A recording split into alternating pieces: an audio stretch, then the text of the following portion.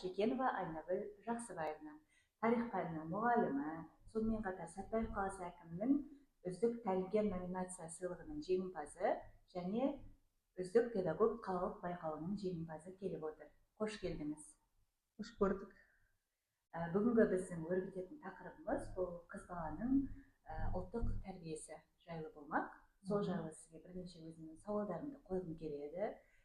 Ең алғашқы менің сауалым, жалпы қыз баланың бойында қазіргі заманда ұлттық тәрбиені дарытудың қандай әдістері бар сіздің ойыңызша?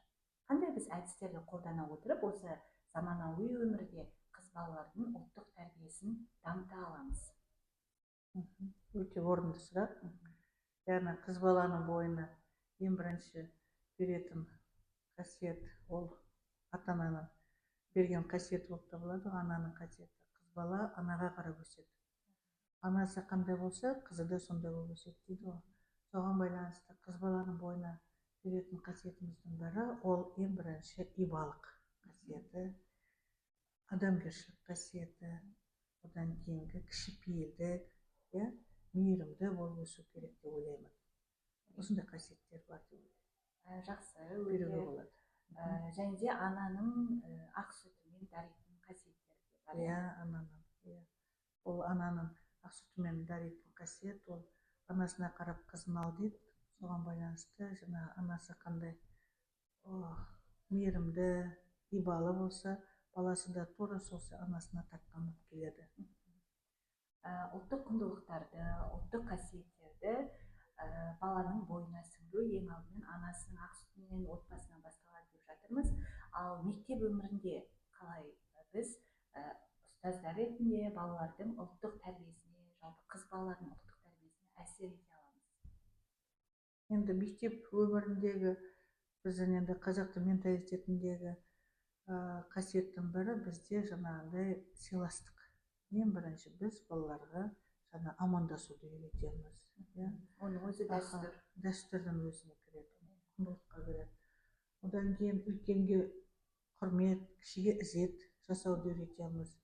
Осының арқасында қыз балаларға мысалы мектептерде әртүрлі клубтар жүреді бізде. Сол клубтар бойынша қыздардың жаңа адамгершілік тәрбиесі, ибалық тәрбиесін, имандылық тәрбиесін бойына дарыта аламыз.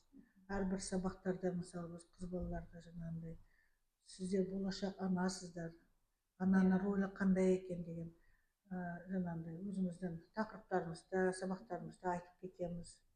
Біз енді мұғалімдердің беріп жатқан білімі қыз балаларға үлкен мектеп білім деп ойлаймын. Кешеде бір инстаграм желісінен негізі көп қыздар бар ғой, қазір бізде жетістікке жетіп жатқан, қазаққа танымал. Сол осыдан біраз ай бұрын Қайша Керей деген кісіні танитын шығарсыз. Қытайдан келген қазақ қызы, саудагер. Сол кісінің подкастында былай айтқан еді: менің анам дейді үнемі маған айтып отыратын, сен қызым ақылдысың. Мен үстінде қалған жалғыз шапанымды сатсам да саған білім беремін деп, сен білімді боласың деп кішкентайымнан үйретіп келген. Қазірде ол өте білімді. Және тағы да бір Медина деген саудагер, яғни Wildberries жұмыс істейтін өте үлкен кәсіпкер қыз баласының кеше тоже бір видеосын байқап қалдым. Ол жерде айтады: анам бұрын маған айтатын, сен берекелісің, сенің жолың сәттілікке толы, сенің әрқашан жолың ашық деп. Міне кішкентайымнан мүмкін мен сол жылы сөздерге қанып өскен болармын. Қазірде мен шынымен өмірім берекелі дейді.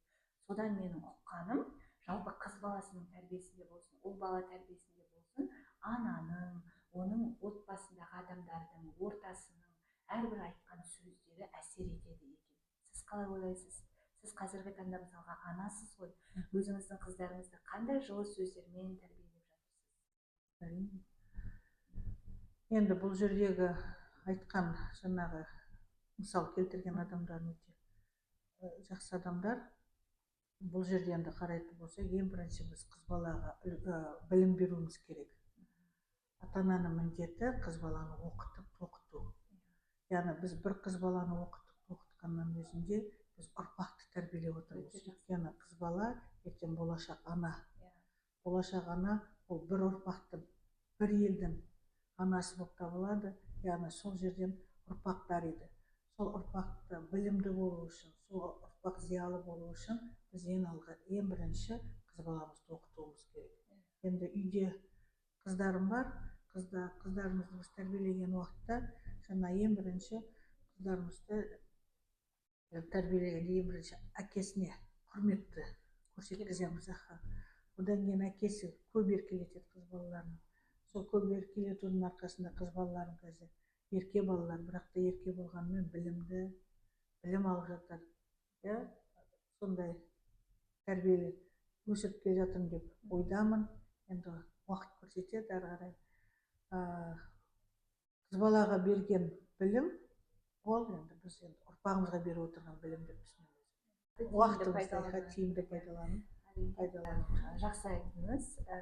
Енді осы мен тағы да бір оқыған ақпараттарым бойынша негізінде осы отбасында бала тәрбиені 90% анадан, ал 10% әкеден алады екен. Және олар көру арқылы, алдарындағы үлгіні көру арқылы. Сондықтан да мен ойлаймын, қыз баланың болашақ қыздар ол ана ғой. Ал сол аналардан сіз айтқандай болашақ ұрпақ тәрбиеленіп шығады. Сондықтан да сол қыз балалардың бойына ұлттық құндылықты, осы бір білімді барлығын сіңіру бұл біздің тәрбиедегі ең үлкен үлесіміз болмақ. Қазір заманауи өмірде осы қыз балалардың білім алып, мансап қууы бұл біздің ұлттық құндылығымызға қарсы келе ме? Қалай ойлайсыз? Жоқ, қарсы келеді деп ойламаймын. Өйткені ұлттық құндылық, енді ұлттық тәрбие ол біздің қанымызбен сіңген тәрбие деп түсінемін. Өйткені қазақтың біздің менталитетімізде өзімізде бар адамгершілік тәрбиесі, адалдық тәрбиесі, үлкенді сыйлау тәрбиесі, оның барлығы бізде бар болғандықтан кейін біз енді оны қайшы келеді деп ойламаймын. Қазіргі таңда енді заманмен, заманның талабына сай барлығы оқымысты болу керек, оқу керек, білім алу керек, сол бойынша мансап қуу керек. Яғни қыз баланың жұмыс істеп белгілі бір кәсіпорында отырғанның ешқандай зияны жоқ. Өте жақсы қыз балалардың білімді болғаны. Өйткені қазіргі үлкен мінбелерде қарағанда қыз балалардың жетістікке, көп қыздардың жетістікке жеткенін біз өзіміз инстаграм желісінен, әлеуметтік желілерден көп көріп отырмыз. Қыз баланы ол енді үйде берген тәрбиенің арқасында деп ойлаймын. Қыз дегеніміз ол гүл ғой, гүлді қалай баптаймыз, тура сол сияқты олар да жайқалып өседі. Сол сияқты қыздарды да қазіргі таңда мектепте де, үйде де біз жаңағындай мейірімді сөзбен, өзің айтқандай жылы сөздерді көп айтсақ, қыз баланың жаңағы өмірге деген құштарлығы, білімге деген құштарлығы артады деп ойлаймын. Әрине. Сіздің ойыңызша идеал қазақ қызы деген ол қандай? Енді идеал қазақ қыздары енді бізде көп қой. Сондай қазақ қыздарын енді біз тарихта мысалы сабақтарымызда Томирис ханымды идеал ретінде көрсете аламыз. Одан кейінгі Ұлы Отан соғысындағы екі қосшынарымыз, Әлия мен Мәншүкті біз идеал қыздар деп көрсете аламыз қазіргі таңда қыздарға.